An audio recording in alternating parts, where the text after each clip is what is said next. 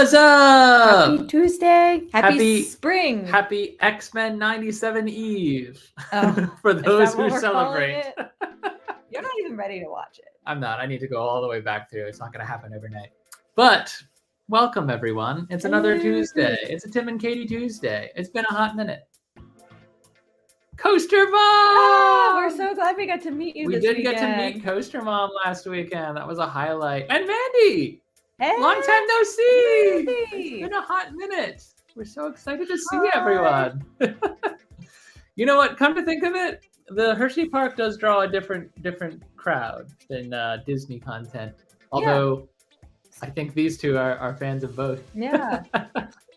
Yes, we loved meeting you. Thank you for saying hi. So I'm shocked we didn't run into you again. I guess we just were in different houses at a different time. But for those who are lost on context here, Coaster Mom made her first appearance at Field of Screams in Pennsylvania this past weekend, where we happened to be there filming for the St. Patty's Day event. So we got a long-awaited chance to meet up, cross paths organically. And it was organic because she recognized us and we had no idea what she looked like until she introduced herself. Yes. It was a nice surprise. It was lovely. I hope you enjoyed your Field of Screams experience. I hope so too. I certainly enjoyed my Field of Screams experience. We do have a vlog forthcoming. Yes. As usual, it's always great to see friends and scare actors alike at Field of Screams. Okie dokie.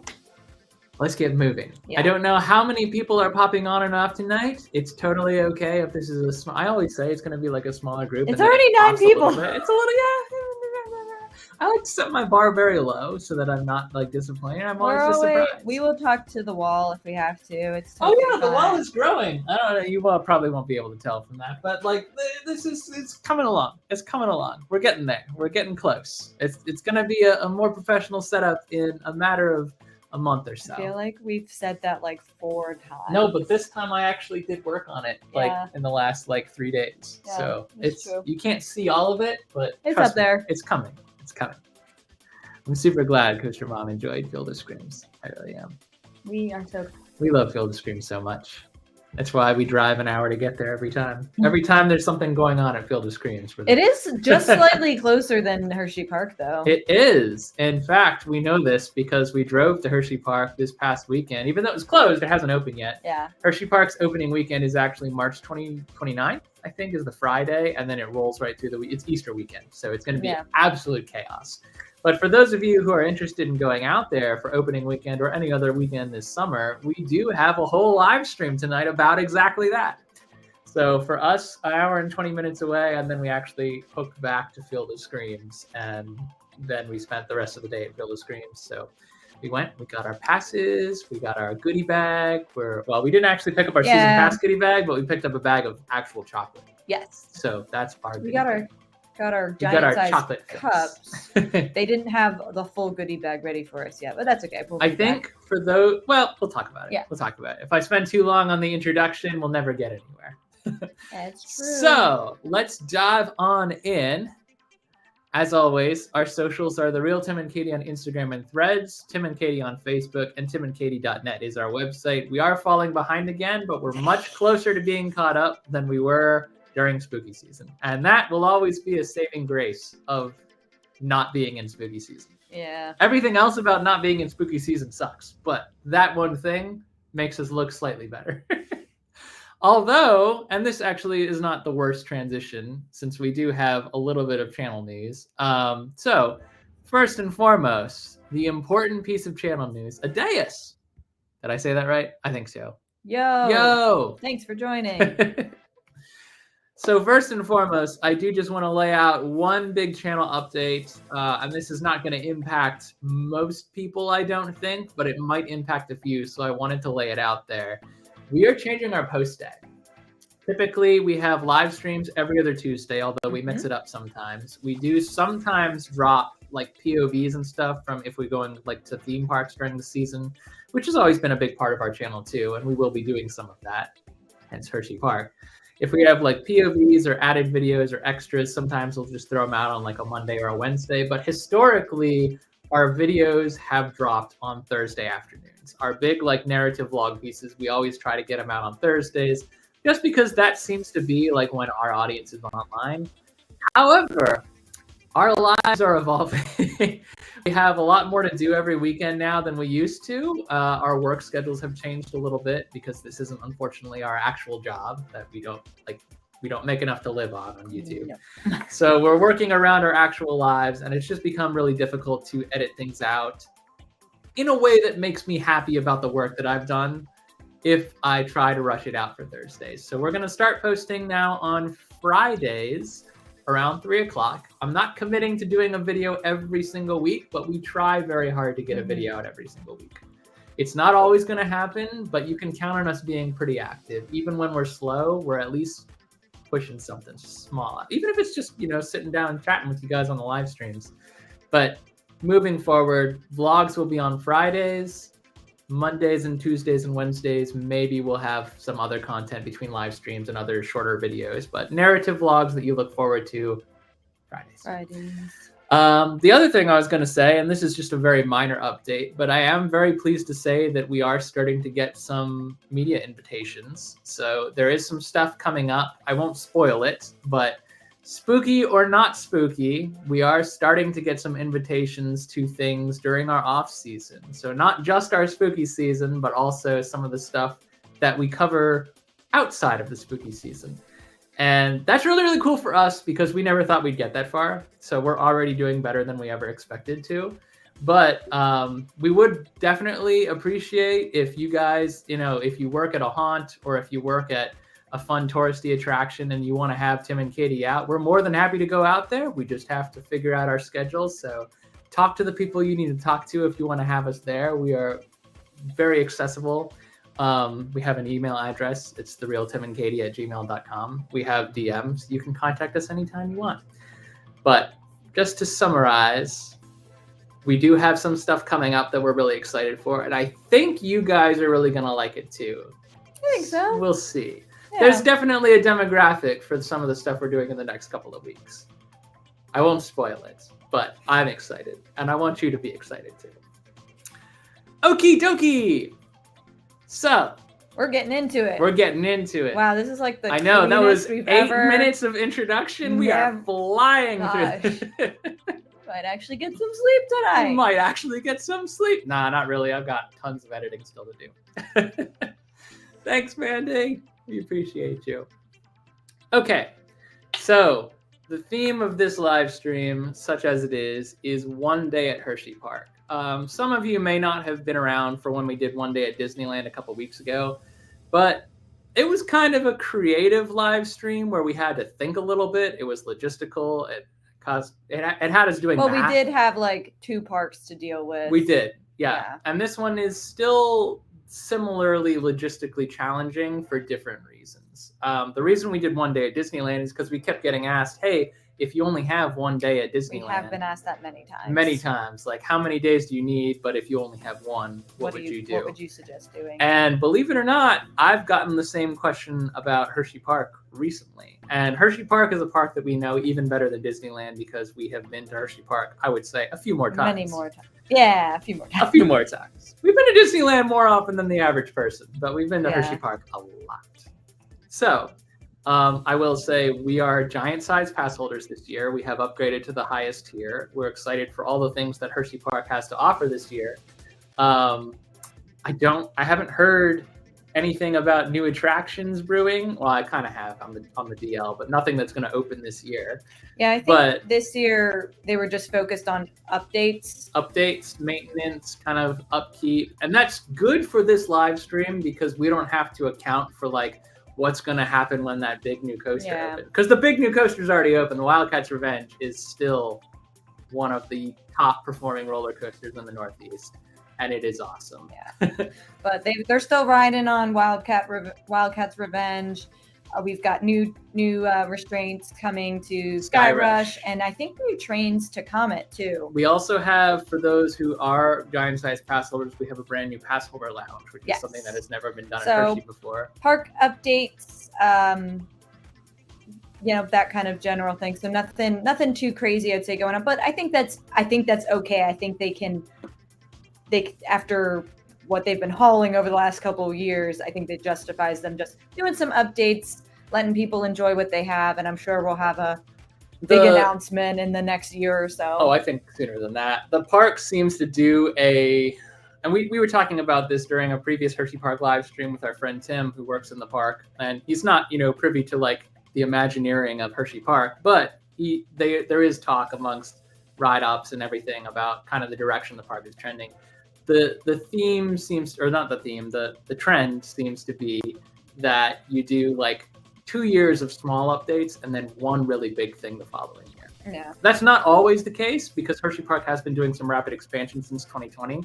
But I think next year and the year after, we're going to see some big new things as they expand. But I was going to say for Allison too, we do have a whole stock of Hershey Park videos from previous seasons if you're interested. But I also hope that this live stream will be helpful for you if you're visiting this season, because we did put some thought into how we would go about attacking things. This is, I think we're going to get to it, but it is like for this year. Yeah. Specific, or this summer. Yeah. So let's go to Hershey Park. Let's go to Hershey Park, y'all. Hershey Park. I will not sing the whole song. Oh, well, I was going to say, we're not going to get away without singing bits and pieces of it from now. Oh, so many things to see and do. Okay. So, let's go to Hershey Park, y'all. These are the fundamentals, the basis of all of these things that we're doing here. All the plans that we're making, these are the first ground rules. Our plan assumes that you are day guests, not season pass holders. If you're season pass holders, you probably know almost everything we're going to tell you. So this live stream is not going to help you. If anything, we hope it will be entertaining. But if you're a day guest, if you've never been to Hershey Park in particular, or if you haven't been in a long time and you're wondering how to attack things, this is for you. So we try to figure in what you could expect to do, what you could expect to spend, and how you would best go about a day in the park. This plan also tragically skips out on Chocolate World, which is right next door. There's only one ride in the Chocolate World building, but there are multiple paid experiences that make it worth spending at least half a day there if you really do want to do it all. But I would say, since it's open year-round and all of those experiences are as well, emphasis on Hershey Park. If you only have one day, forget Chocolate World. I know it's tempting. If you have extra time, absolutely stop by. But if you don't, focus on the park. This plan also skips out on the boardwalk, which if you've ever been to King's Dominion or Cedar Fair parks, you know that like sometimes the water parks are included in your day's passes. It's the same for Hershey. The boardwalk is smack in the middle of the park. They do have a lazy river. They have, what's it called? A water coaster, which I will never ever count among the park's coaster credits. But they love doing area that. With the big bucket, splash pad, an on aqua gym, all the things. It does get wildly busy during the summer because it is part of your ticket price, and because frankly it's a smaller park. So if you really love water parks, by all means go. If you can live without doing this one, I will tell you with a straight face, there is nothing unique or special about this water park. It is just a water park for those who have season passes or those who are day guests who might want to enjoy a little bit of time in the water park. It is not Hershey specific. You can get this anywhere. And if it's hot and you want to get a little wet, there are a couple of water-based rides, you don't have to go into. It is true that there are, however, those are not on our itinerary. No, but if you're dying for a little splash, you can do that without going into the boardwalk. Right. Actually, there's more than one ways to get a little splash. I'm thinking about it. We can talk about that. This day will not be cost effective. It is significantly more cost effective than a day at Disney. I will say that. Hershey Park is still to this day a family-run park. It is much larger than it started, but it is local. It is small business to some extent. So as they expand, you may see them enter a different tier, but I will say they are not the cheapest in terms of ticketing and in particular fast track. Right.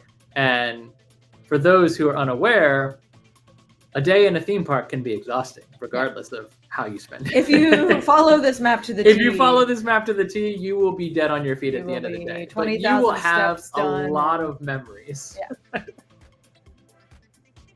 I touched on fast track really, really quickly. This is the last, I think, key point, and that is that this day supposes you have the paid fast track option. That allows you to skip past most of the major attractions lines. Now, it does not include everything, and I do want to emphasize this. If you're not planning to go on a single roller coaster, if you have younger kids and you're aiming to spend a day out in the park as a family, but not everyone can go on roller coasters and no one else wants to go alone, buy fast track. Don't do it. Don't buy fast track. No matter how busy it is, it will not help you. Most of the kids' rides do not have fast track accessibility. If you got like one person in your party, let's say mom or dad or that wants to do roller coasters, or an aunt or someone who wants to do roller coasters and they don't mind separating to go do it, that's fine. But if you all want to stick together and stay in the same group, I think probably the not. Two key attractions, there are others, don't get me wrong, but if the two key attractions that are not roller coasters that are on the fast track system are Reese's Cup Fusion, which is a dark ride, which is fun, don't get me wrong, and it does get a long wait, so it's worth it if you want to do that and one other thing. But the only other thing that's on fast track as of now that I'm aware of that is family centric is the carousel. So that's not just have fast track, doesn't it? Super worth it if you're not going to go on lots of the big coasters. Also, bear in mind, and we'll touch on this too, but fast track is a wristband. It is tied to your person. You can't take it off and on and pass it between your parties. So the one who gets the fast track has to be the one to go on the rides, and the one who goes on the rides has to have the fast track. It can't be something that you share. Similar to Disney in that regard. Oh yeah, one more thing. This itinerary assumes that nothing changes this season from what has already been announced. Yep. I don't think we have planned on anything that's not a long-standing attraction that's been around forever, but in case something does change, if we get an announcement that say Zoo America is closing forever, that will affect this plan. Yeah. I hope not. John, welcome. Thanks for joining. All right. So we're done with the fundamentals. Now here's some general tips. This is going to be blanket, applies to everything we're ever going to tell you about Hershey Park, regardless of what kind of person you are, if you're a thrill seeker or you're a family coming together with small kids. This goes for everything. If you're able to, make your one day at Hershey a day during the summer. This will lead to more crowds, but it will also lead to more attractions being open and the crowds being better dispersed. Also, the weather is much more pleasant. If you're able to, we would also recommend doing a Friday. Versus a Saturday. If you can avoid it by any stretch of the imagination, do not do a Saturday for your one day visit. If you have multiple days, then Saturday is fine. You'll get done what you get done. You'll have a blast. Everything will be open. It'll be a little busier, but you'll get through it. If you only have one day, Friday is arguably the best day to go because it's close enough to the weekend that most attractions will be operating and they'll have balanced staff, but it will not be as busy as Saturday or Sunday. Sunday's also okay. Sunday can be a toss-up. Like Sunday's they might have. If it's a holiday weekend, like something like Easter 4th of Sunday July, is going to be absolute It's madness, going to be messy. We have showed up on a Sunday outside of main season and been Christmas. Yeah, like our Christmas. Which I think now we're going to do that every year. If you're doing Christmas Candyland, Sunday is the day to go. But during the summertime, it can still be busy. So I would agree. I mean, honestly, if you can go when they're open like daily for the summer, if you can go any weekday, that's good. Then you have ride closures because the park isn't as busy. Monday through Thursday, I would argue, is not Monday through Thursday is probably about as good or bad as a Sunday. Yeah. I would say Sunday can be a toss-up because of how the staff is distributed. I think when they're in like their main summer season, when they're open every day, though, it's less likely to have those. That's true. In theory, yeah. I mean, if you have the time, look, if you're handcuffed to whatever day you're going, then this is irrelevant. Yeah. But if you can pick a day, I would say Friday is probably the best day to go. Sunday through Thursday is the second best time to go. Saturday, avoid at all costs. That's probably fair. Be early or risk being late. This applies to specifically the front entrance. Not so much everything else in the park, because after a certain time of day, the queues are going to be what they're going to be. If you do have fast track like we recommend and you want to do the big rides, it'll be no problem. But if you don't, if you decide to go without, it is expensive.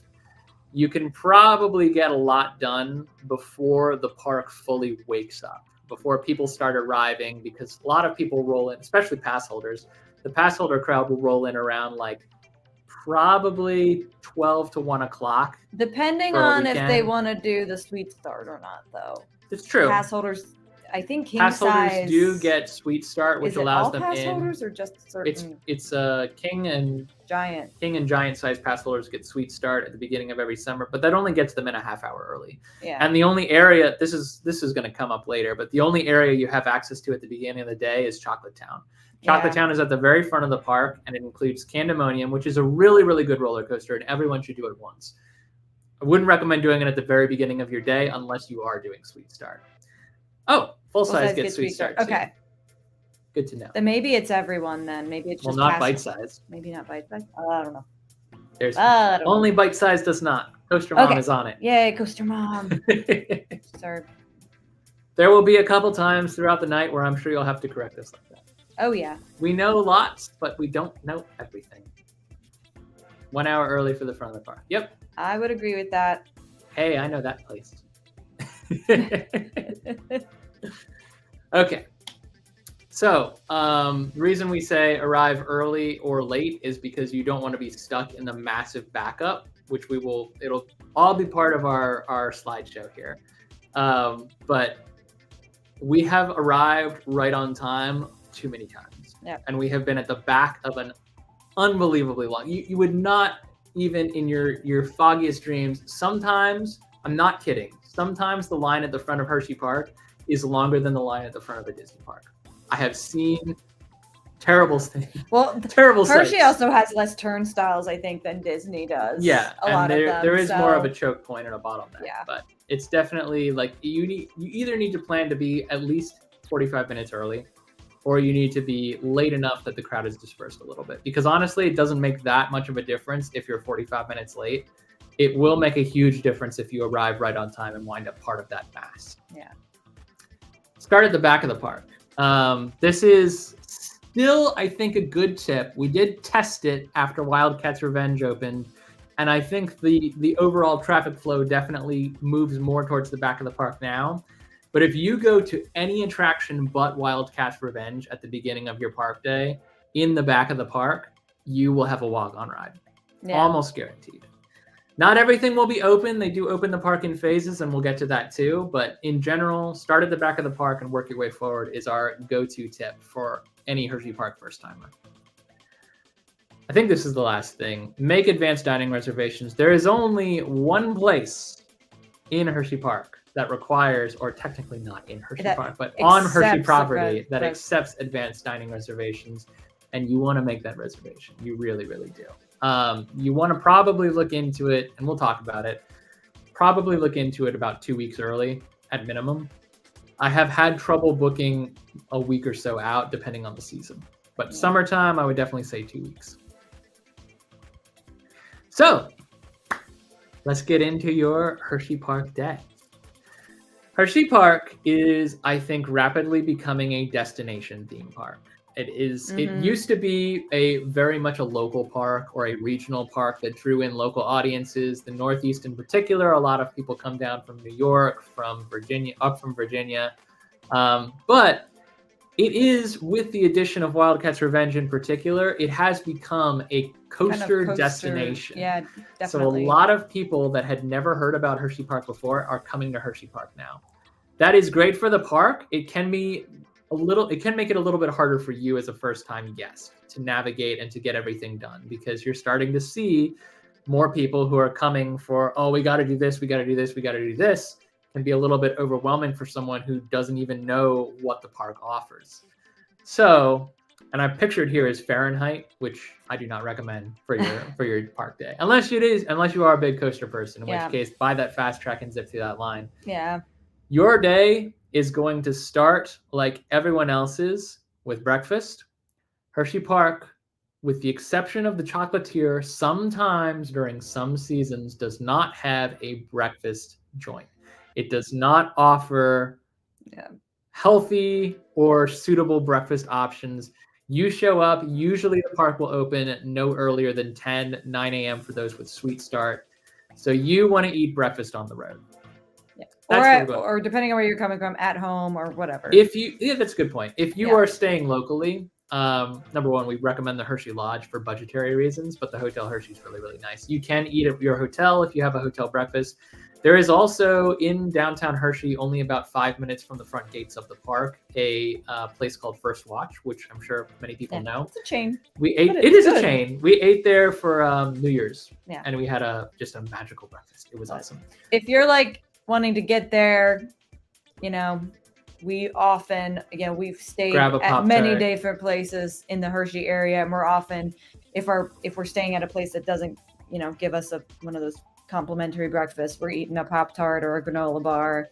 And also bear in mind that for us, getting up in the morning requires putting on makeup and shaving, and her makeup, me shaving. No judgment. Getting ready for the vlog day, because we have a little bit more work to do to get camera ready than the average person. But we do typically eat breakfast on the go so that we can just get there as early as possible. And like I say, if the front gates open at 10 a.m., be aware that Sweet Start starts at 9 a.m. That's for pass holders and Hershey Resort guests only. People are going to be there. You're not going to be the first one there. Yeah. So aim for at least 45 minutes ahead if you want to be towards the front of that entrance queue and not the back of that entrance queue. This is what the park typically looks like. I have seen it much, much worse than this. That's the front entrance. That's the front entrance of the park. Yeah, you can see Hershey Park. It's more probably wide scale than it needed to be. But you can see the sign for Chocolate Town. That's the area that has all the restaurants and shops. That's the front of the park. The main entrance is right behind it with the Hershey Park logo. And then back behind that is Candemonium. All of this area will open with the park gates. So at the very, very beginning of the day, you can do as much shopping as you want. You can typically do as much eating as you want because the restaurants will open at the same time as the park for the most part. But if you go for rides and riding is what you want to do, you do not want to go for Candemonium or the Carousel because they will be mobbed. You want to go right past Chocolate Town, resist the urge, and you want to go deeper into the park. If you get here and you don't see any pavement, you see that white pavement, I have seen it covered in people before. If you see a wall of people, go back to your car and chill for a little bit. It's not going to move any faster. To the right past this kind of like chain-looking fence thing is the trolley station, and the line can sometimes just sweep right up to where the trolleys are dropping people off. It can be crazy. It's going to be like that. What we would recommend doing if you did get fast track. I had too many skip the lines. If you did get fast track, because this is your one day and you do have coaster enthusiasts in your group, there are kiosks right outside the ticketing booth in front of the park. You do not have to wait until you're in the park to pick those up. You do not have to go to the ticketing or member services to pick those up. You just go to the orange kiosks right outside the booth. You print each wristband after scanning your QR code, either on your phone or on a printed piece of paper, and you wrap those around your wrists so that you can be ready to go. Yep. Those will work on Candemonium as well. So at the very beginning of the day, if you do have coaster enthusiasts and you really did want to get on every single coaster, I'm not saying you can't get on Candemonium. I'm just saying if you don't have fast track or you would rather wait later, the lines will drop much later in the day. So I would say for the average person, skip Candemonium. But for fast track users, for now, go back. You'll go back and do it. Yes. You're not going to skip it entirely. You're just going to bypass it. Once you're into Chocolate Town, you will see the famous Kiss Fountain, which is great for photo ops. Obviously, Candemonium, the roller coaster, winds around it as well. They were really thoughtful and meticulous about how they built that out. It can be just a wildly fun thing to see as you're walking in. Resist it. You can come back all day and that thing will still be there. Candemonium will still be going around the circle. It will be incredible no matter what time of day. Remember, you have a mission. You have a mission. You have one day here. You need to look at it. You need to be like, oh so cool. And keep going. Agreed. 3 p.m. is not a bad time to do Candemonium. Also, resist the urge to stop at the Starbucks that is right there, because it will also get backed up. That is one of the only places to like technically get breakfast, but again, based on the you want to have already eaten. You want to be ready to go. I would call breakfast at Starbucks a very, that's the loosest possible use of the word breakfast. Because you can get like biscottis and stuff, but typically people line up there because of the coffee. I'm not saying I'm a Starbucks aficionado, but you can get breakfast sandwiches, little egg things, muffins. You can get plenty of stuff people would consider breakfast at Starbucks. Most Starbucks, yes. At Starbucks as a chain, yes. At the in-park Hersheypark Starbucks, the menu is different and more limited. Maybe it's more limited. Anyway, so be cautious about where you spend your time. My point is resist the urge and keep going. You should have already had your coffee by now. And if anyone knows about Hershey Park, it's JVH Adventures. JVH, if you guys aren't following him, go check him out right now. Awesome YouTube channel, really great guy. Used to live in Hershey or near Hershey, worked at Hershey. And was friends with... Had a special relationship with certain characters. Yep. But now lives in Florida and is cranking out awesome content from down there. JBH, you can correct us as we go too. Yeah. We don't know everything about Hershey, but we know a lot. But not everything. We like to teach people. All right. So you've made it past the temptation of Chocolate Town. You want to go keep going through what's known as Founder's Way, where you will see all these different little buildings and shops and cool things. And photographers want to take your picture. You're welcome to do that, but I wouldn't wait in a long line for that. Just keep going. You're on a mission. Get to the back of the park. The back of the park is an area that has what's known as the Midway. That is where you'll find Wildcats Revenge. Now, if you have people who are thrill-oriented, even if you did not get Fast Track, walking on Wildcats Revenge, as it turns out, is not that hard to do at the very, very start of the day. Provided it's working. Provided it's working. It's not always working. It's an RMC. It has some maintenance issues from time to time. But for the most part, we have had good luck walking on it. We have gotten on it like, what, you got on it like 5 times in a row? 7. Ugh, I stopped at 4. I know. I should have stopped at 5.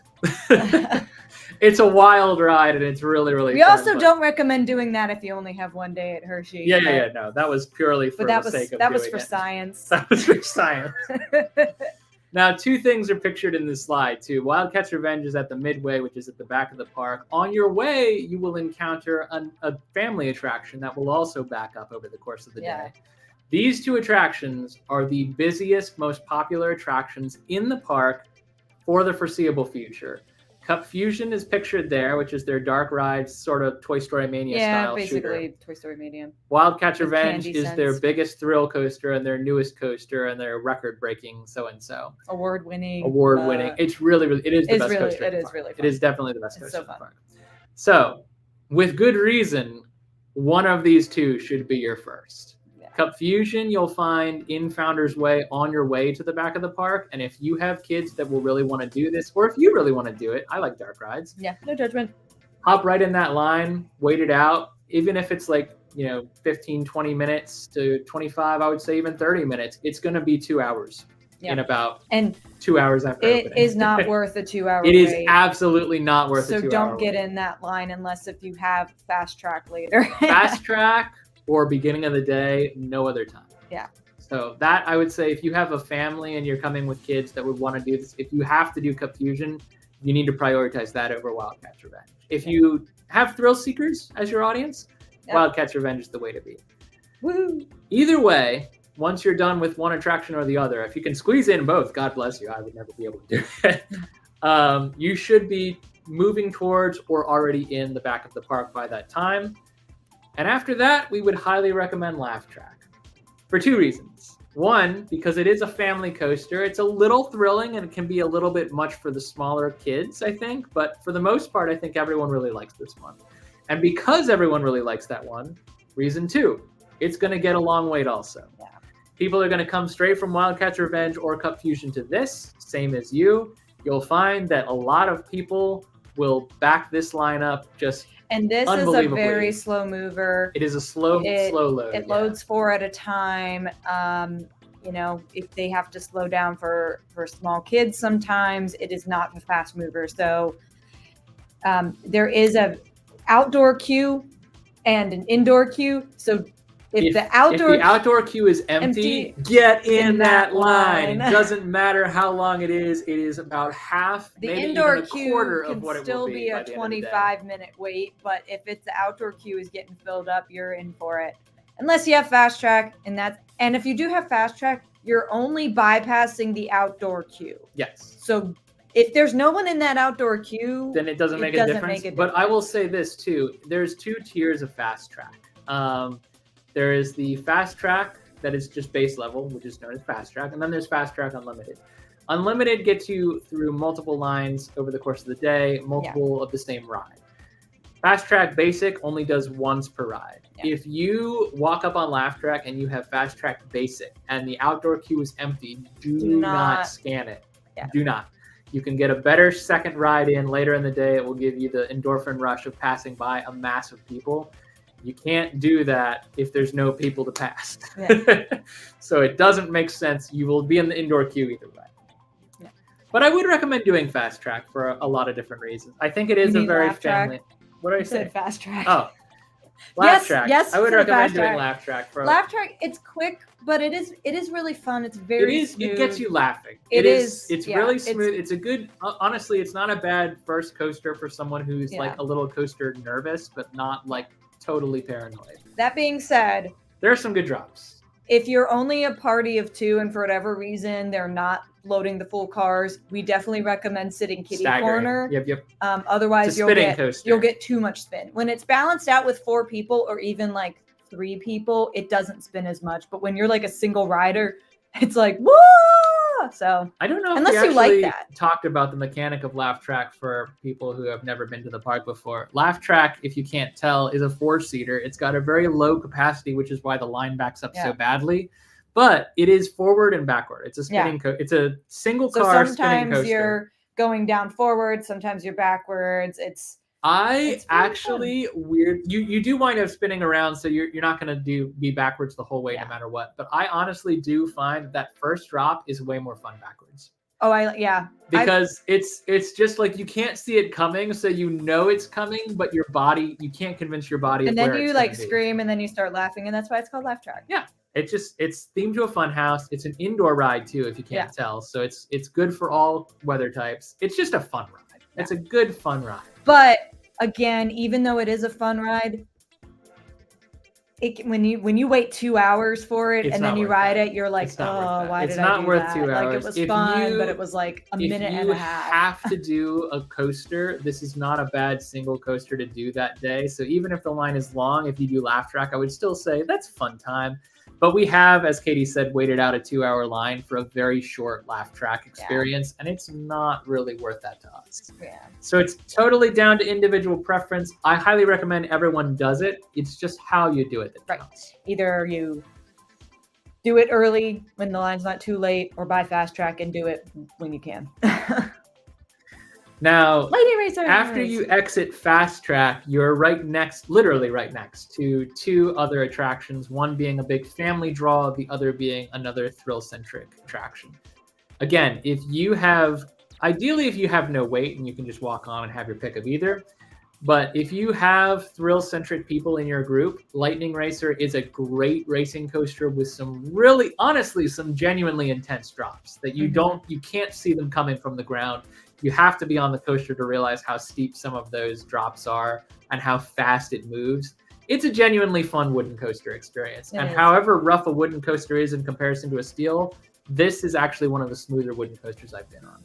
Yeah. So highly recommend Lightning Racer. However, if you have small kids, most likely this is going to be one of the first ones of the day that they're not going to clear the height requirement on. So the alternative for families, if you want to continue in this area, is the Ferris wheel. Ferris wheel also, for obvious reasons, has a much lower capacity. Yeah. It will stop and go throughout the course of the day. It does not take fast track. It does not take fast track. So if you want to do the Ferris wheel, this is the time to do it, when it's early in the day and before it backs up. If the line is down, if it's wrapped all the way up and down the ramp to get on the Ferris wheel, not worth it. Yeah. Sorry, it's not that cool. If you're staying till late, it is also super fun to do at night too. Obviously, you get some great views. You get some great views regardless. The buckets are they're not like pods like you'd get on like one of the bigger. They're like covered. Actual swinging buckets. So people with height problems also, I would caution this one. Yeah. Can be a little bit intimidating. And I don't think we cover this, but there are very kid-friendly, as in little kid-friendly rides sprinkled throughout Hershey. Yeah. So if you have like little kids who are, height requirement not making it for almost anything, they have little rides they can go on all over the place. There are. We don't talk about them because 40 to 45 kid-centric small attractions throughout which is a lot for a small park like this. Including a kid coaster called Coco Cruiser. So I don't want you to think we do have that elusive coaster credit. I don't think they let people on. I don't know if they let us do it. They let us do that because it was COVID and no one was in line, but I don't think they let you do it as adults anymore. So anyway, we're not telling you what are the only kid-friendly rides in the park. We're just saying what's nearby these. The reason that we bypass the kids attractions is not because we're not thinking like we're adults, we don't want to ride the kid attractions. Well, yeah, if we're adults, but if you have kids, it's fine to stop, as Katie said, and do the kiddie attractions. The reason they're not part of our itinerary for a good Hershey Park day is because they're not unique. There's nothing in the kiddie lineup. Get on a car, go in a circle. Yeah, there is nothing in the kiddie ride lineup at Hershey Park that you can't find at like your local carnival. Yeah. It's not that cool. Yeah. But if you have, bright-eyed little ones that see like the ladybug swirl or whatever, and they're like, I want to do it. Stop and do it. I mean, we're not going to tell you not to. We do have some kid-friendly rides that some of our favorites. We do have, there's a couple of family attractions. Well, family attractions is different from kiddie attractions, but family fits everyone. There's no height requirement for most of the family attractions. Now, this is a picture of Trailblazer, which is I would say a family coaster. Absolutely. I would say you could definitely squeeze this one in too, but I'm actually not including this picture because we recommend doing Trailblazer unless it has a very short wait. The reason I'm doing this is because there were no internet pictures of Pioneer Frontier. Oh. This was it. So the most notable element of the Pioneer Frontier themed area is probably Trailblazer, which is how you've stumbled into that area. I kind of get the sense they're trying to pull that whole, like all the theming of Pioneer Frontier, they're gradually moving towards making it more candy themed and maybe because they dropped Jolly Rancher and mixed right in the middle of it. Because technically, I think Storm Runner is still Pioneer Frontier. Yeah, but how much longer will it be Storm Runner before it changes to Candy Rush or something? Oh, Candy Rush would have been better. Does that sound too similar to Candemonium? Or Sky Rush? Oh gosh, yeah, it does sound like Sky Rush, doesn't it? Sugar Rush. Sugar Rush is what it should be called. All right, anyway. Sorry. That's a whole different live stream. Yeah. So Pioneer Frontier, at this point, if you've done the Ferris wheel, if you've done Lightning Racers, one of the two, or if you've just done Laugh Track and you're like, you know what, I'm going to start heading back towards the front of the park. I don't see anything down here for me. What we'd recommend doing is cutting through the boardwalk, both so you get a little mist if it's a hot day, and also so that you can see it, and also because it's a shortcut and a lot faster to get back to the Fahrenheit area, which you will have passed on your way down. Now, Fahrenheit, not a coaster we would recommend for your first and only time at Hershey Park. It's one that you can come back and do, but honestly, it's not as spectacular and cool as much as it is a novelty. Yeah. So as you pass by Fahrenheit, you will enter Pioneer Frontier, which is, as we say, an area that right now is themed to like kind of like the Wild West, but will gradually start to be less and less westy as you head down the hill. Yeah. Pioneer Frontier is cool, though, because it has a couple attractions that I think are very unique. Yes, the giant size lounge is under the Ferris wheel. That's at the back of the park too. JBH, I don't think you were on at the very beginning, but this whole concept pitch assumes for day guests and not for giant size pass holders. So I don't think, I could be wrong, but I don't think anyone but giant size pass holders can get into the lounge. I think maybe giant size and guests. I'm not sure. I don't think that's true. Oh, not yet? Okay. Maybe. I don't think that's true. But we'll find out. We're going to find out this season in a couple of weeks. We are absolutely excited to check that out soon. Yeah. And if you are a giant size pass holder, by all means, head for the back of the park anyway, because you'll be able to do Wildcats Revenge and then go chill in the lounge. Yep. 2 tickets! Welcome! Also Hershey Park veterans. Also Hershey Park veterans. Okay, so if you are thrill-oriented, Storm Runner is one of, hands down, our favorite attractions in the park. Will probably never drop out of the top 5, unless we add a lot of really cool coasters. Like a dive coaster would easily knock this out, but we're not there yet. Storm Runner is a hydraulic launch coaster, which for the longest time during the pandemic was actually unable to get its pieces because it is old school. It's not like a magnetized launch. It has launch fins, but the hydraulic launch is what propels it. So definitely a thrill-centric coaster, and definitely not going to be accessible for the shorter riders who don't fit the harness. In which case, if you have younger people and you want to focus more on a family day, right across from, well, not right across, but across the food court from Storm Runner. I was going to say, where's the train that's located? The state, it's all Pioneer Frontier. We haven't left Pioneer Frontier yet. But yeah, Dry Gulch Railroad. Lovely little train ride. Sometimes gets a longer wait towards the end of the day or the beginning of the day. But by about this time, after the initial rush is cleared out, I think you'll be able to get on it okay. Maybe like a 15-25 minute wait for the intervals when it's not trains to come through. Christmas time, I don't think it gets that long of a wait. Yeah, Christmas is definitely a popular time. It can take a lot of people on at a time, so people and the line empties out onto the train, and then you wait. And during the summer season, I think they usually run scooter and what's the other train? There's typically there's at least 2 trains. There's a couple. Scooter and I think this might not be scooter. Hold on, we can find out. I take the live off. No, that's scooter. No, that's scooter. The train names are on the steam engine. These are also like genuine steam engines, which is kind of cool. Cute. But it's a family size, not to be confused with like a little teeny tiny kiddie train that can only hold someone yay high. These will accommodate everyone in your party. It's a nice family attraction. You can hold infants and things like that. And it just goes around. Janelle. Yes. Oops. Thank you, Coaster Mom. Coaster Mom pretends not to know everything, but secretly she knows everything. I'm pretty sure it's Janelle. I know it's Janelle. I as soon as she said it, I remembered it. Yeah. So one of these 2 attractions should definitely be your next stop. Now by this time, I think we had said you're probably going to be a little bit hungry. Yeah. I'm smart. Lunch. I know my things.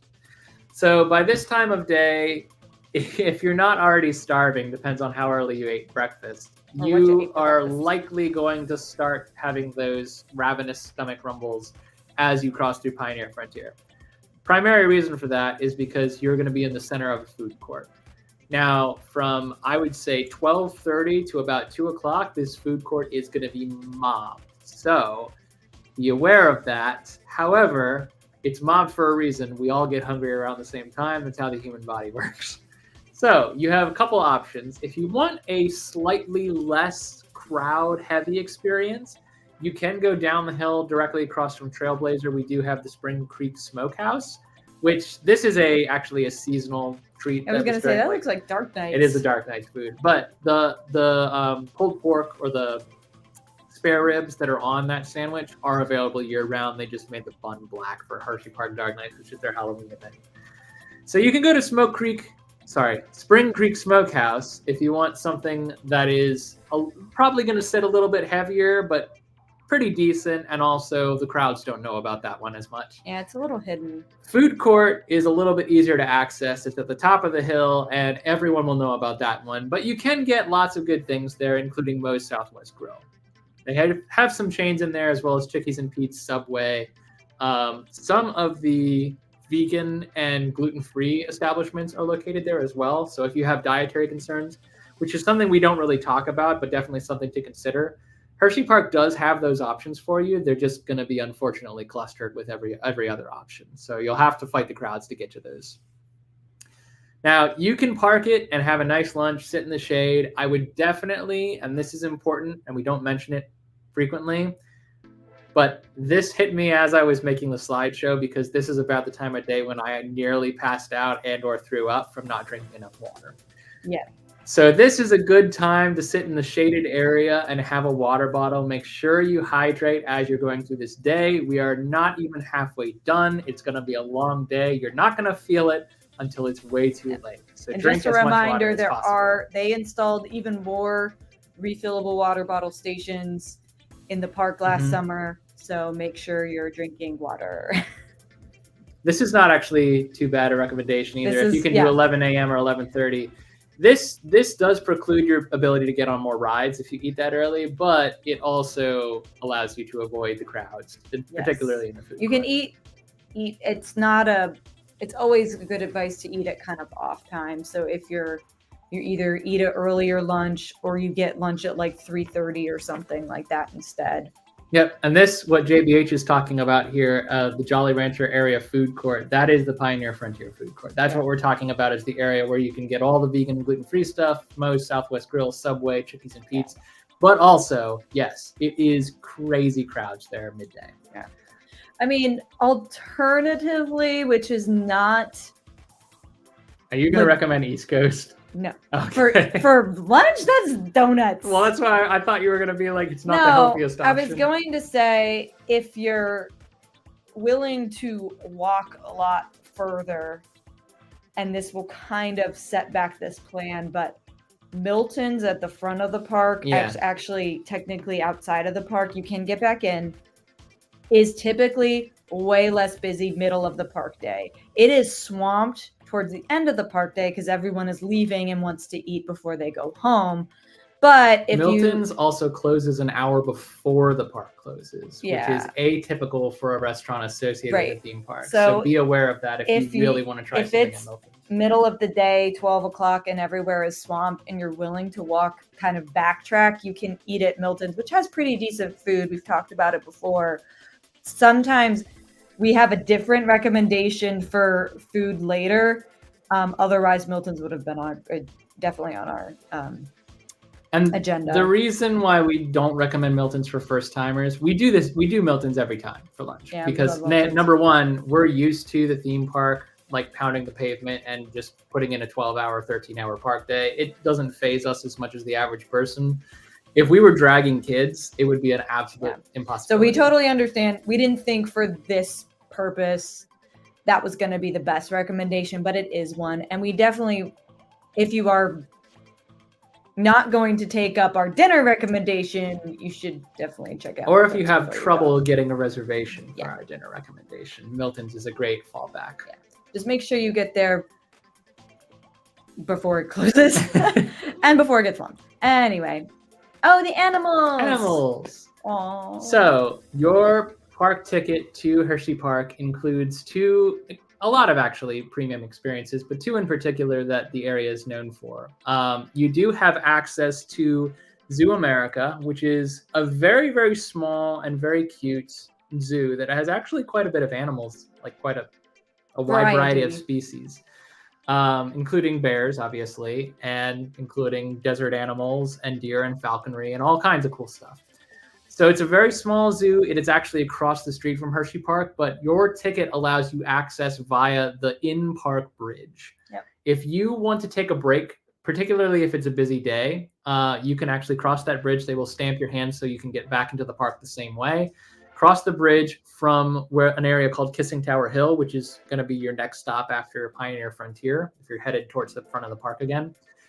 You can spend probably half an hour to 45 minutes to maybe even an hour and a half on the long side in Zoo America, and then get right back to the park. And there's nothing wrong with that. And honestly, it's not like the boardwalk because it is a little bit more unique to Hershey, and it is a really cool experience. And kids are going to love it. Kids love seeing the animals. They do daily feeding shows paced throughout the course of the day.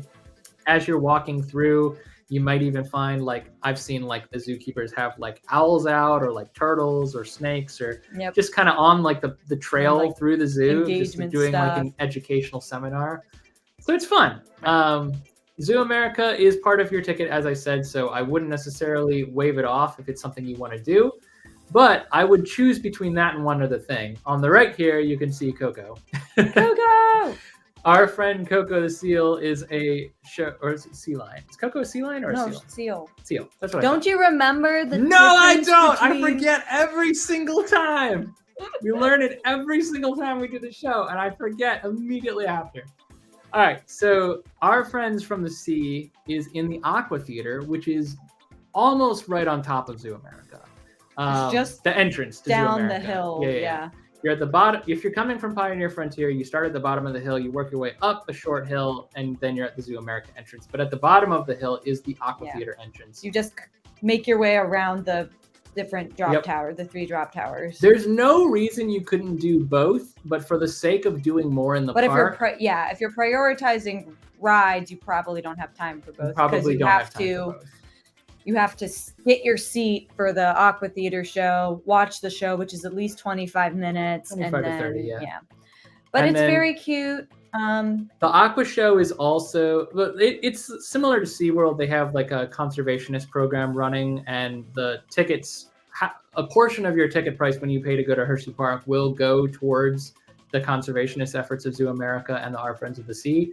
However, if you pay for like one of the premium photo ops, if you want to feed the seals or whatever after the show, that 100% of that will go towards the conservation. Or maybe not 100%, but like 80%. Yeah. I can't remember the exact percentages, but they do tell you. You can pay, you can pay for like an up close encounter with the sea lion or seal or something. We've never done that. We've always thought about it, and then we're like, nah, let's go ride a coaster. So it's a cute little show too, but also be aware that as opposed to Zoo America, which is open all throughout the park day, this Aqua Theater only has set show times. Yeah. They will post the show times in the Hershey Park app at the beginning of the day, and they will also have it listed on the board down the sign in front of the Aqua Theater. So you'll be able to kind of plan it out if you want to do that. Generally, I would do one or the other. Yeah. Zoo America or Aqua Theater. Yeah. The zoo gets you away from the crowds. The Aqua Theater gets you off your feet for a little bit. So whichever time. This is a good point too. Yeah. If you feel like Pioneer Frontier is too crowded, or, no one wants this to happen, but there's a good chance that it's a rainy day when you visit for your one day, and that can be disappointing. There is a covered cafeteria area that has other food options, and that's called the Overlook Cafe. That is right outside Zoo America. Yeah. The entrance to Zoo America, that is. So all of that is on Kissing Tower Hill, and the Overlook, if you're interested in, say, tacos and seasonal potatoes. I think they do like pizza. It's very much like cafeteria. It's definitely a cafeteria. But you can find like ready to go like salads and stuff in there as well if you're looking for something lighter. You can also but JB is just right. When it is crowded in there, it can be loud. Yeah. It's definitely not. There is some outdoor cover seating too, but also if you need to get out of the sun, yes, it's an option. It is an option. And use the bathroom. Kissing Tower. Now, while we're on Kissing Tower Hill, there is one thing that I think everyone at Hershey Park needs to do at least once, and that is the Kissing Tower. Now, tragically, we took our friend Kaylee, who you may have seen Fantastic Travel in some of our vlogs before. We took her to her first Hershey Park experience for Dark Nights and for a day during Hershey Park Halloween, and unfortunately, the Kissing Tower was closed. So the key thing that I recommend to everyone that everyone do once and that I always spend a lot of time talking up was not open. Kissing Tower will sometimes go down for maintenance. And when it's down for a while because this is the tallest attraction in the park. It trumps the 2 hyper coasters.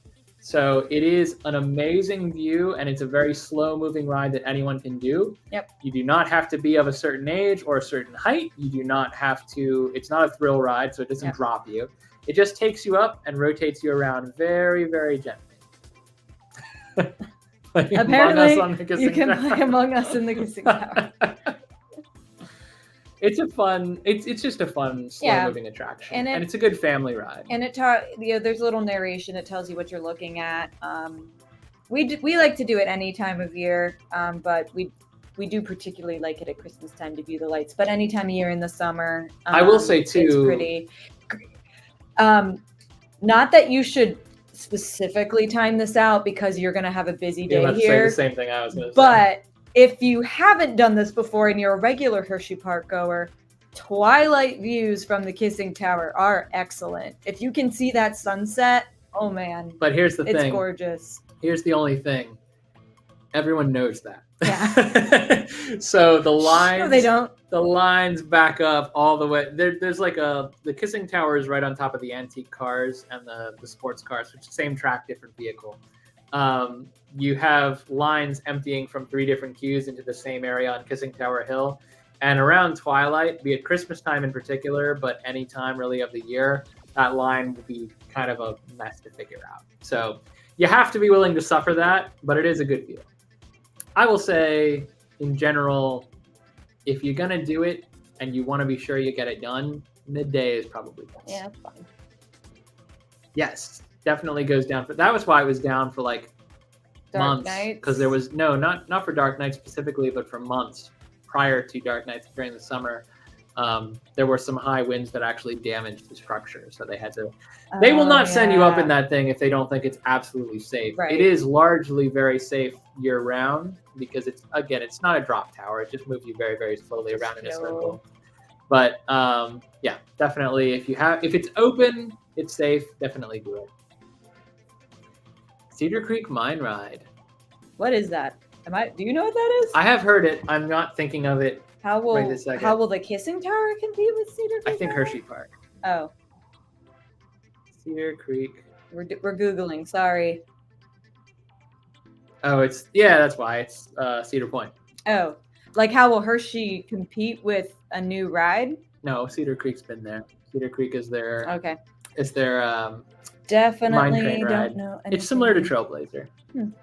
I don't know. You might have to clarify that for us though, because in terms of like that one ride versus like the Kissing Tower or Hershey Park as a whole, like there is no competition. Hershey Park's gonna win. But in terms of like if you're comparing like Trailblazer, which is the mine ride at Hershey Park, to Cedar Creek Mine Ride, I don't know. We've never been to Cedar Point. So it is still on the to-do. It's on the to-do. But there's definitely people in the chat who have been to Cedar Point. There's plenty of people who have been in the chat. Yeah, if you open that one up to further description, we might be able to have a more informed response. Yeah. Great Bear. This is the one roller coaster. Now, to be fair, I put this on the list as there's no or here. Great Bear is one that you have to do, but I can't guarantee that every member of your party will be able to ride this attraction because it does have, as you can imagine, it's a suspended coaster. It hangs, it rolls, it twists, it turns. It is a little bit more intense. I can't guarantee that everyone in your party is going to be tall enough or old enough to ride it. Those who can't, I would recommend doing. Hershey does have a rider swap. This is one that I think like the park has been known for decades. It's a historic, fun, and still to this day really good attraction. Good ride. It is probably the best suspended B&M suspended coaster that there is. That's a wide.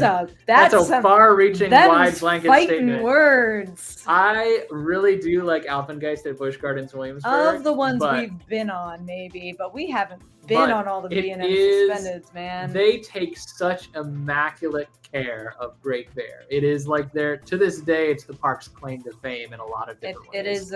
It's a well executed and well taken care of ride. I love this ride. It was I think it was still my number one the last time before Wildcats Revenge came out. That's Cedar Point. Yes, they're going for Top Thrill 2. Yes. TT2. I always think of Terminator when I see TT2. Wait, I think isn't it just T2? Yes, but that's what I think of. My brain doesn't differentiate between 1T or 2. T2. So I can't really give you any more information about the Great Bear without just going into full-on coaster nerd. So if you're not a big coaster person, I would say it's okay for you to skip this, but I would highly recommend that everyone try to do it. I really would. And it does get backed up. It's very famous. This is definitely one you want to fast track. It also takes you all the way around like 3 different areas of the park. It gives you some amazing views if and only if you're in the front row. Obviously, if you're in rows 2 through how many? 8, 9, 10? Yeah. There's a lot of different rows behind the front row.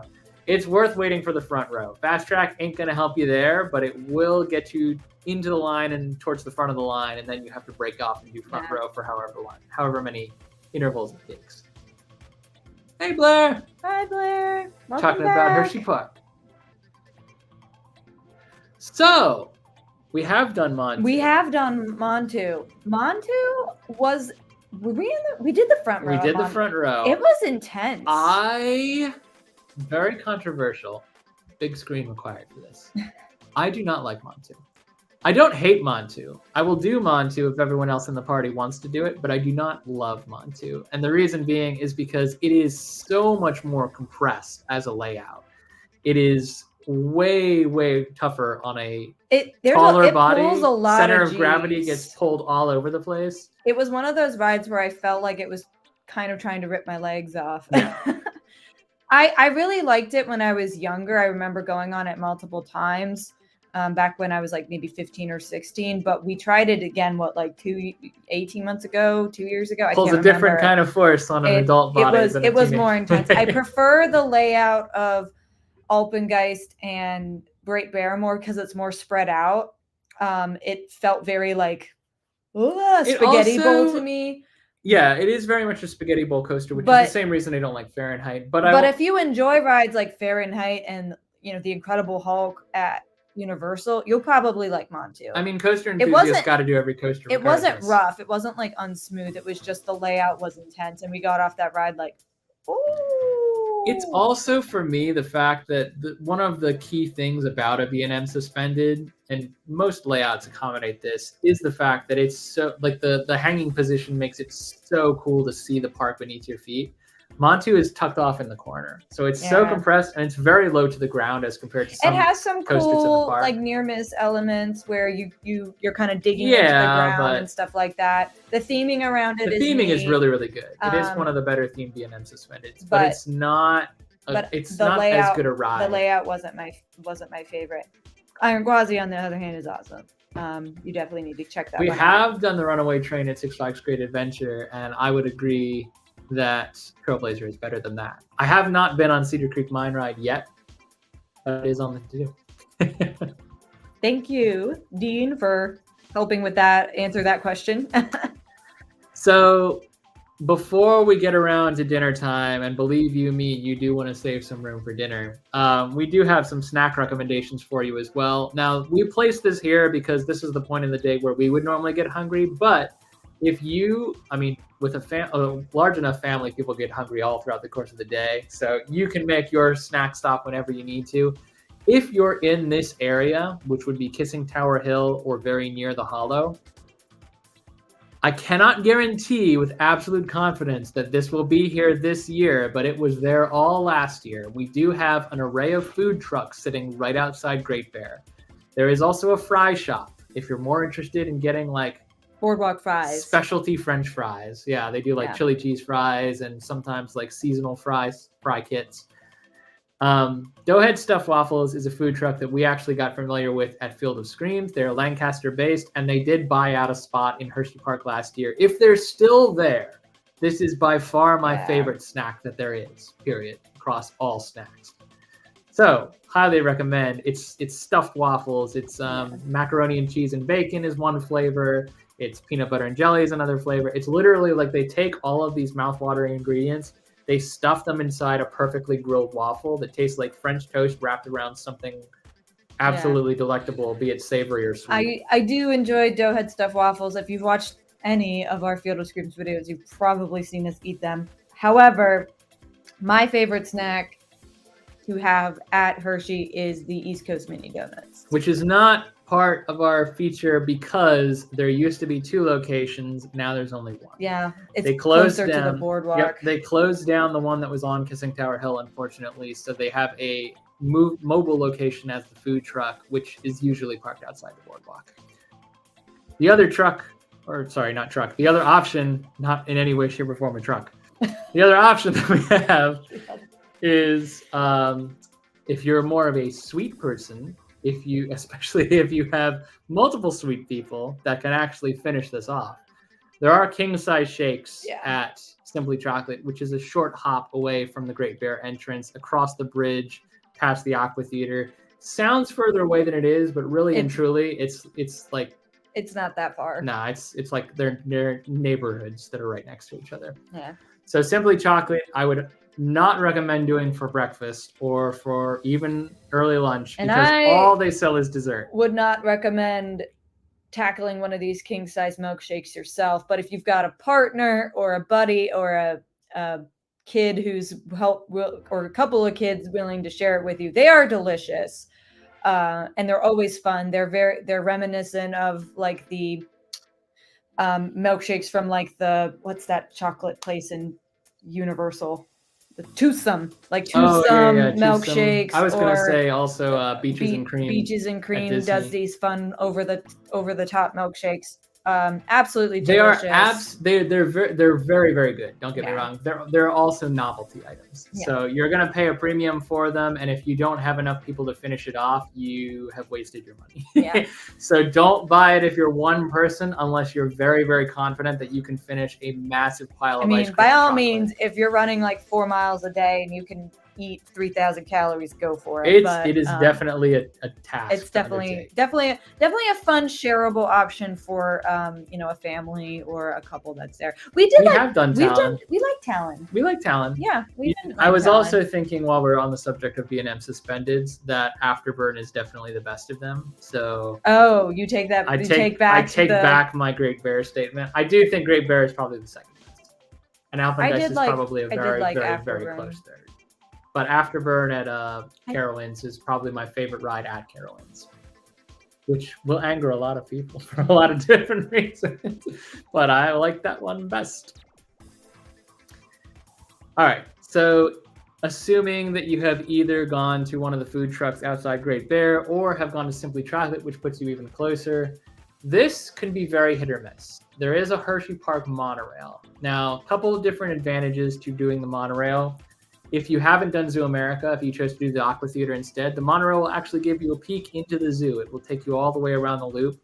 It's got a fun little narration that reminds me of the Disney Skyliner with the new VO lady. Yep. So it'll tell you a little bit about the park as you go. It doesn't transport you from one side of the park to the other. It's straightforward, like around and back. It's fun though. It's a nice little transport ride. It gets you off your feet, lets some air blow in your face. You get some views of the park, some views of the town of Hershey. Really good for pictures too, because no one seems to mind if you have your phone out or whatever. Just be very careful not to drop it. Obviously, because or else they'll end up making a rule where we won't have that anymore. But yeah. Generally speaking, if there's not a long wait, the monorail is worth doing. If there is, unfortunately, I would give this one a pass. But you'll be able to tell before you get in the line how long. Yeah, you can clearly see. The ramp will go around and wrap. If there are people at the back of the ramp, don't get in. Don't get in line. It's not good. It's not a good idea. But if there are not people at the back of the ramp, you can walk down and see how far the line is backed up. They're lower capacity, but again, during the summer, like many things, they do have multiple monorails running at once. So typically it won't be a forever wait. Yeah. Now, your alternative to the monorail would be the Skyway, which is these hanging buckets. Typically, they have a much lower capacity and a much longer line, so I wouldn't necessarily recommend that. This is actually a picture of the Hollow as a whole. So coming from the monorail down the hill back towards Founder Way, where you actually started your day, your last stop will almost certainly be in the Hollow. Now, I will say one big thing about the Hollow. There are 3 roller coasters in that den. 2 of them are world-class coasters. One of them is a nice little warm-up coaster or someone's first coaster. Super Duper Looper was it's an interlocking loop, which is really cool. Or no, it's not. No, it's not an interlocking loop. Loch Ness Monster in my head. It's not an interlocking loop, but it's one of the first that puts the train through the loop. Like you go around in a loop and then you come back through the loop. Yeah. I don't know what that's called. I used to know. traversing loop. I don't know. That sounds very scientific and probably better than what I was going to come up with. Someone knows what it's called. If you're a coaster enthusiast or if you have coaster curious people in your party, it's not a terrible place to go for those two. Comet is the other. It's a wooden coaster, and then they just got new trains this year. Yeah. So we're going to have to do that again. Comet, you will find by this time of the day, will have quite a backup. It is fast track accessible. So if you have fast track, you can breeze past that way and it's no big deal. The same goes for arguably what people most go to this area for, and that is the massive towering hypercoaster known as Sky Rush, which is also getting new seats this year. Yep. So they've done a lot of work in the Hollow this year. But if you're not a coaster enthusiast, mostly what this area offers is a nice view of the lake, what's it called? A wave swinger, one of those swirling towers that has the swings hanging from it. I just call them big swings. And a couple kiddie rides. They have like little teacups and a frog hopper and whatnot. So it's not, I would say, the biggest family-specific area. They do a great job theming it during like the Halloween season and dark nights, but arguably, if you're not a coaster enthusiast, this is the area you're going to spend the least amount of time. Yeah, I will say Super Duper Looper is kind of, it has a reputation for being like a lot of times like a kid's first looping coaster because it just has that one singular loop. So, you know, if you have a kid who's kind of nervous about going upside down on a coaster for the first time, this gives them the chance to give it once. And the track does go back through the loop. We've done it many, many times. You go up the hill. Yeah, you go up the hill and you come down, you do the loop first, and then it pivots back and does it does not there's only one loop, but the track then turns. He was definitely wrong about the I was wrong about the interlocking loop. That's completely different. That's Loch Ness Monster at Busch Gardens. I got used to that terminology and it just slipped out. But Super Duper Looper does go through the loop. It just doesn't do more than one loop. That's why it's Super Duper Looper. It loops once and that's super duper of it. Yeah. So it's definitely cute. It's a fun ride. It's not like super duper thrilling. I don't know why I had to say super duper, but I did. Now we're going to be saying super duper over and over again for the rest of the night. But it is fun for, kids' first looping coaster. It is, I think a lot of people know Super Duper Looper as their first bigger coaster. And by bigger for a smaller person typically means I went upside down for the first time. It inverts once because of the loop. It's a very relatively smooth coaster, particularly after the retracking they did in 2021. So it's not a bad starting place if you're trying to warm someone up to roller coasters. But honestly, I know that Hersheypark was the first time I ever went on big coasters, but I cannot remember if we did Super Duper Looper first or Great Bear, because I may just have done Great Bear and been like, yeah, you jump a couple rungs for the better coaster. But Super Duper Looper isn't especially memorable once you've done some bigger coasters, but it isn't, as I say, it's a nice starting place. But anyway, if you're not into coasters... Now, the fun thing is when your kids get off Super Duper Looper and you're like, all right, now let's go hit Sky Rush. You see the panic in their eyes as they stare up at 200 feet. But you can be like, but Sky Rush doesn't go upside down, and then... that would technically be true, but it does melt your face off. It does pull some keys. At this point, we are leaving Founder's Way on the Hollow behind. We are heading back towards the front of the park, where at long last, we would recommend now that you get on Candemonium. If you have thrill seekers, Candemonium is a wonderful, incredible, and amazing, super smooth coaster. It is the tallest in the park at 215 feet. It actually is 5 feet taller than Mako at SeaWorld, for those who are more familiar with that, and made by the same manufacturer. So if you really like Mako, this ride is shorter, but it is taller, and it's faster, and it's steeper, and it's fun. Is it faster than Mako? It is, by like 2 miles an hour. I think because Mako's just so open, I always feel like I'm going so fast. Well, Mako has better landscaping around it, but Hershey was kind of locked into the land they had. I will say, Candemonium just takes you like, I guess, into what used to be woods. We had to go back again to our friend Haley's first experience at Hersheypark. We were absolutely insistent that she do Candemonium, even though she's not a huge coaster person, because it is super smooth. It's very thrilling, and it will make you laugh. Even people like, we took my brother who hates roller coaster drops. We made him do this, and he came off it laughing. Like, it is terrifying to look at, but it's so smooth and so fun. And when it's all said and done, you're like, okay, I'm glad I did that, which is more than you can say for some coasters. So Candymonium is a must-do.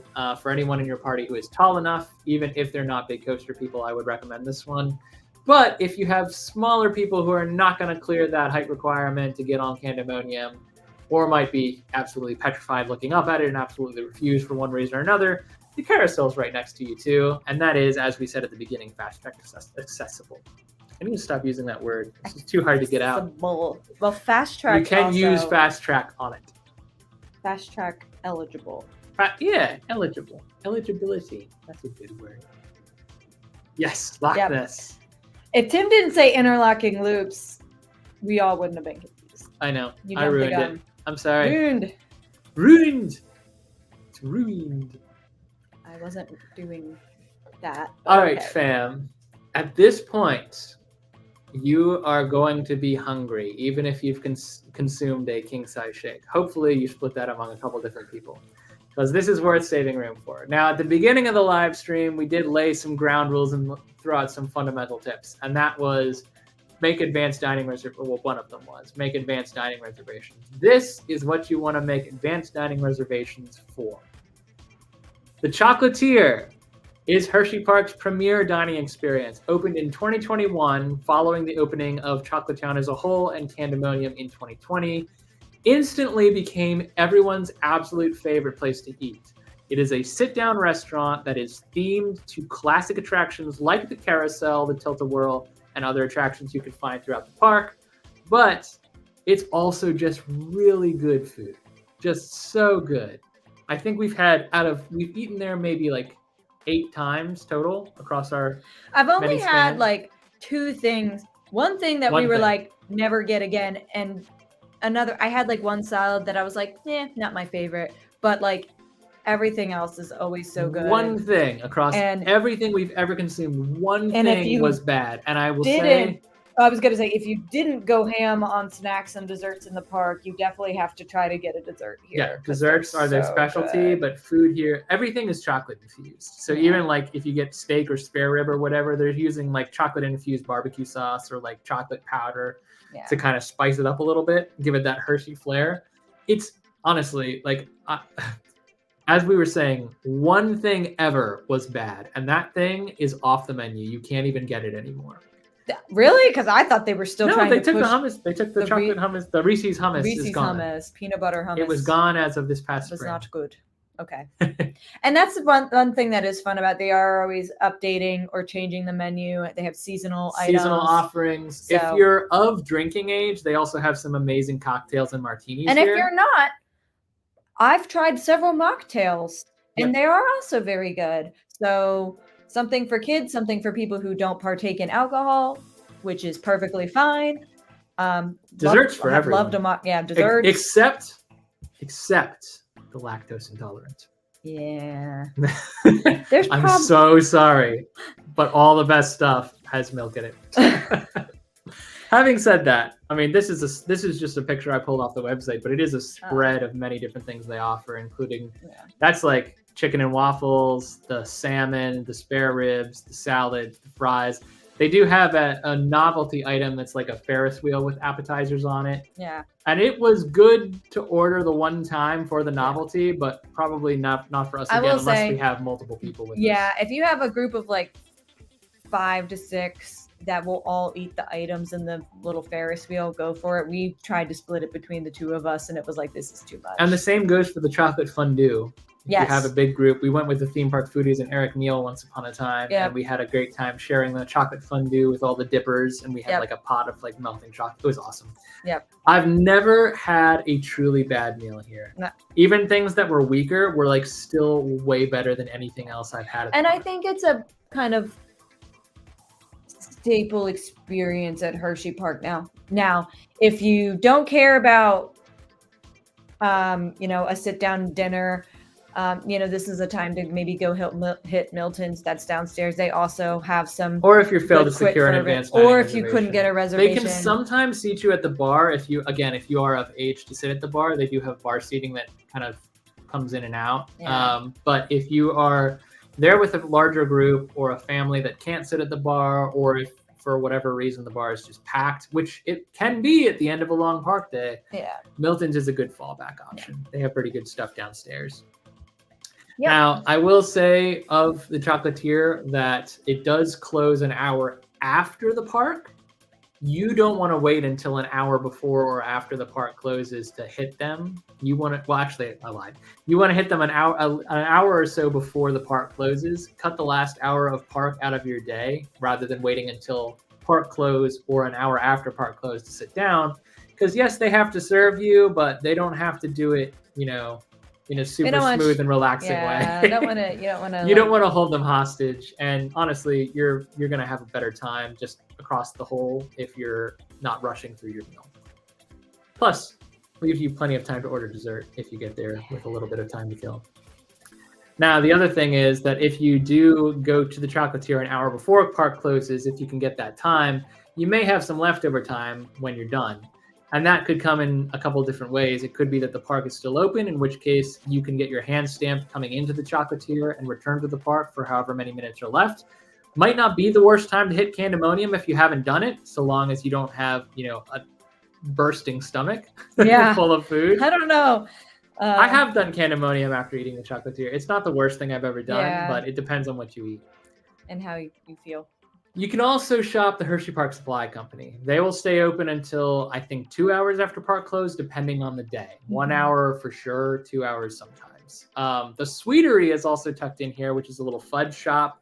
They have more than just fudge. They sell cookies and treats and snacks and all kinds of stuff. Pretty little desserts and cakes and things. But if you want just like a bag of Hershey Kisses and then a couple of T-shirts, the Hersheypark Supply Company has everything. It has a little bit of everything. Not as much as Chocolate World, but everything Hershey Park related you can find here.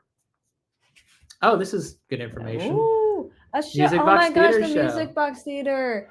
That's awesome. We literally have not seen a show there since 2019. So it's been so long. They've just been doing like character meets there. Didn't they do like a seasonal Christmas show there? They did. They did a seasonal Christmas show. Oh, that's wonderful. I would almost be tempted to add that to your one day at Hershey itinerary. It does depend on the show though. Yeah.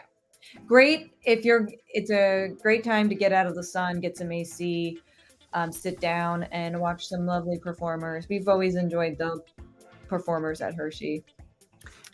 If you still have leftover time, or if you choose not to do any shopping, this can be a massive time suck, especially at the end of the day. But I would argue that a nice way to cap your Hershey Park day, if and only if you have time, because again, our itinerary strictly said did not include this. So if and only if you have time, hop over to Hershey's Chocolate World, which is adjacent to the Chocolate Town complex. It's literally like you could throw a rock and hit it, but don't. You can go to Chocolate World, and there is a free accessible ride to everyone that you can get on. It's the Hershey's Chocolate Tour. It's just singing cows and the story of how chocolate is made. And at the end of it, they give you a free Hershey bar. Very small, kitty size. I know they used to give out the big ones, but that's been a long time. Not anymore. Not anymore. But you do get singing cows, the smell of chocolate throughout, a fun little dark ride experience that lasts about maybe 10 minutes, and then you get off and get a Hershey chocolate bar. It's worth doing. And it's a nice way to kind of quiet down. I think, if I'm not mistaken, I feel like Chocolate World stays open a little later than the park. This is just every Tim and Katie live stream. Every Tim and Katie live stream. You want to hear about this? 2 hours later. But also, if you go to the chocolate tour, get in line. This seems like a lot of fun. 2 hours later. It's not usually quite that bad. I have seen it get pretty bad, but the nice thing about this ride is also it's an omni mover. It never stops moving unless they have to load disability access. So similar to Under the Sea and Haunted Mansion and whatnot at Disney World, you get on it pretty quickly. Usually the line is moving, but it can be long if you're backed up to the end of the ramp. True. I don't think I would get in that line. It all depends on the day. Oh yeah. The other thing we would highly recommend is getting out before the masses do. If it's more important to you to do the Hershey Park the Hershey Chocolate Tour ride over escaping a little earlier, Just know this is what awaits you. This is what awaits you, regardless. If you leave, I would say anywhere between half an hour to an hour after park close, this is what's gonna be waiting for you, and that's okay, because the theme park parking at Hershey is not as bad. But the thing that is going to absolutely ruin your life is if there's a concert at the Giant Center the same night you go. Yeah, that would be another thing to avoid when you pick your day. Gotta compare and contrast. Hershey has. That's another reason to avoid Saturdays, in my opinion, because most of the concerts do fall on Saturdays, but not all of them. So you do want to do a little bit of homework. If you see a lot of people wearing some band shirt walking around the park, you want to leave an hour early. You want to get out of there because... Well, not if you've already paid. No. I just mean you don't want to stay late because that means the Jonas Brothers are playing or Blake Shelton or whoever it is that they've brought. I mean, we've been there. Disney on Ice is the Blink next big 182 thing. was there one time we were there. Blink 182 just about ruined our lives. But but Disney on Ice is the next show. Actually, I think we were there the day after Blink came because it doesn't matter. Yeah. It results in the same mess. Yeah. Anyway. Things to keep in mind. JBH, that Justin Timberlake will be there for July 4th. Yeah, I never try to do any theme parks on July 4th if I can help it. We will not be there. Your total time commitment for this adventure is roughly 12 hours from park open to park close. That assumes a pretty long day in the park, as well as the chocolatier at the end, plus or minus your visit to the chocolate tour at Chocolate World, which is a lot of chocolate. You don't have to do that piece. Again, that's only if you have leftover time and if you're willing to fight the traffic on your way out. Roughly 12 hours for this entire experience as packaged. Your total cost. This is going to be lower for kids, I will say. I went online and looked at just kind of the broad summer prices for adults. Is this just ticket and extra? No, absolutely not. Almost said No. something. Absolutely not. This includes all estimates of you have all estimate your of your food. Yep, okay. All your food. If you eat snacks throughout the course of the day, if you have chocolatier, if you have one drink and no more than one drink at the chocolatier, if you buy fast track and only fast track base, not fast track unlimited, this is generally what you can expect to spend per adult. It's not cheap, but you can make it a lot cheaper, and it already will be a lot cheaper for kids. Yeah. So if you're interested in having a one-day experience at Hershey Park, I think this is doable for a smaller size family. Having said that, it's up to you what you're comfortable spending. You can cut fast track out and still have a fun day if you lower your expectations a little bit. You can skip snacks. You can do Milton's instead of the chocolatier. All that will save you money. Yep. So overall, I think at this point, we're wrapping up our day at Hershey Park. I would just say that the day is going to be what you make of it. Yeah, Chad and Vanessa rarely ever do fast track at Hershey Park, but that's because they're local. We don't do it a lot either. We've only done it when we bring someone. Yeah. I will say if you're going more than 2 days, it is worth considering a season pass. But season pass doesn't buy you the fast track. So if you get a season pass, you're only getting your ticket entry. You're saving 15% on food depending on the tier of your season pass. You're not really going to see the value of that season pass in the same way that we're averaging price. Yeah. And again, $265 for two people. For us, if we were only going to a theme park for one day, that's about what we'd expect to spend at a Disney park or Carowinds or Cedar Point or one of the bigger parks that's a destination like Hershey Park is striving to be. So it's not awful, but for a larger family, you're going to want to look for ways to shave the price down. They will do, we haven't looked at this in a while because we've been pass holders for a few years now, but they will do special pricing. They may even do military discounts, things like that. So, do your research, you may be able to get some. It's important to note too, this is a workaround that we never take advantage of because to us it adds more trouble than it's worth. But if you're really trying to save money, there's nothing stopping you from leaving the park to eat at like Wendy's or even bring a bag lunch to eat in your car. You can go back to the parking lot anytime. It just cuts down on the time you spend in the park and the availability of rides and all that. If you can afford to do fast track and to eat in the park and you want to have like the full Hershey Park experience, you can do it in a day for about 250, 260 bucks. You can have a pretty fun full day at Hershey Park. But if you are, as we keep saying, everyone's a little bit different. If you are a family with small kids, not going to be able to do everything, ride everything, not worth going in on fast track because of the big coasters, your price tag is going to be a lot lower. Yeah, this was an estimate for the average person who's trying to do it all. Yeah. So, this week's Creator Spotlight. Wow, we're inside of just over an hour and a half. Yeah, it's not bad. Not bad. For us, that's nothing. We could be here another hour talking about Epic Universe if you guys want. Let's not. Don't give them any ideas. So our Creator Spotlight this week, we were primarily looking at heavy theme parkers and theme parkers that we watch a lot or rely on for news on Instagram. Not included here, Theme Park Worldwide. But Coasterlytical is one that I've been following very recently. She has an Instagram and a YouTube, and her YouTube is growing fast. It used to be like 200 subscribers, and now it's quickly climbing to over 1,000, which is really cool. Congrats. And her content's really good. It really is. So you got to check her out. Her Instagram will have all the coaster news. They are a UK. I think she is UK based and travels a lot with other UK coaster enthusiasts, but strives to get all over Europe and the rest of the world and posts a lot of news from all things. Coaster Hub is US based and posts, I think, honestly, is quickest to get all of the theme park news out more than any other theme parker I follow. I think Coaster Hub posts fastest and first and best and has the most quality information. So I may change my tune on that as more information comes out over the course of the year. But so far in 2024, Coaster Hub has been killing it. So definitely follow on Instagram, and they do have a website as well. Katie's Coasters is one that I actually found through Super Enthused Jackie. She is not Orlando based, but spends a lot of time in Orlando. Travels all over the country and the world just to notch up that coaster credit.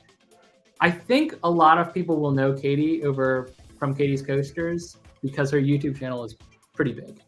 I think around 40K. Oh, dang. So I didn't know until Jackie kind of paved the path for us to start following her, but definitely liking her content now, especially on Instagram. There's a lot of good news information there too.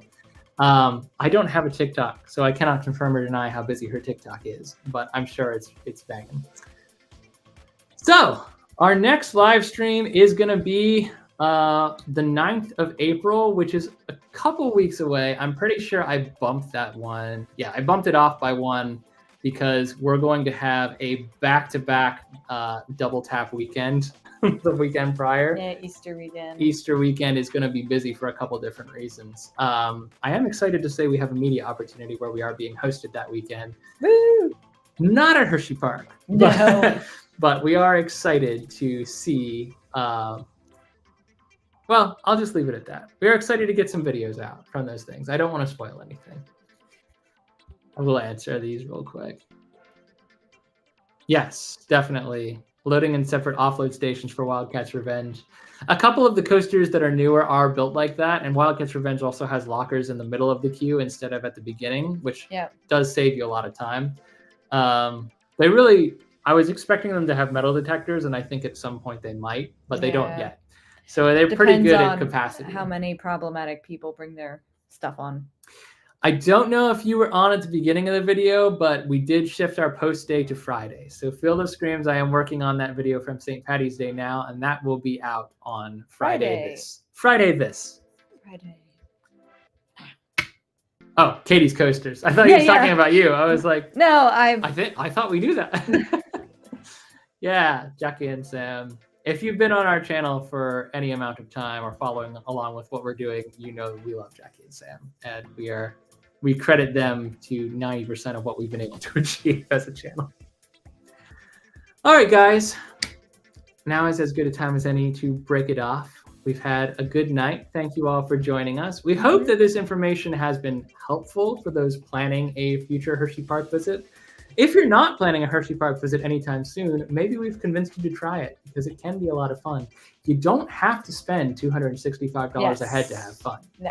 You just have to spend it if you're an adult who's a coaster enthusiast who wants to eat a lot and do everything. Yeah, if you're trying to get 13 coaster credits that day, I can't remember if that's what we're up to. Yeah, 15 if you count Whitecap Racers, which I don't. So 14. Yeah, 14 coaster credits. You might want Fast Track. But if you're getting to spend a weekend there, maybe you're doing a Friday and a Saturday, or a Saturday and a Sunday. Maybe. And we have friends who are making their way to Hershey Park for the first time this year. So if you're watching, we hope this has been helpful for you too. But let us know if you use any of our tips and tricks. That goes for anyone, by the way, who uses these tips and tricks. Hopefully they are useful. If you have any notes or anything has changed that you want to update us on, we don't know it all. This is just what we would pitch based on what we've experienced.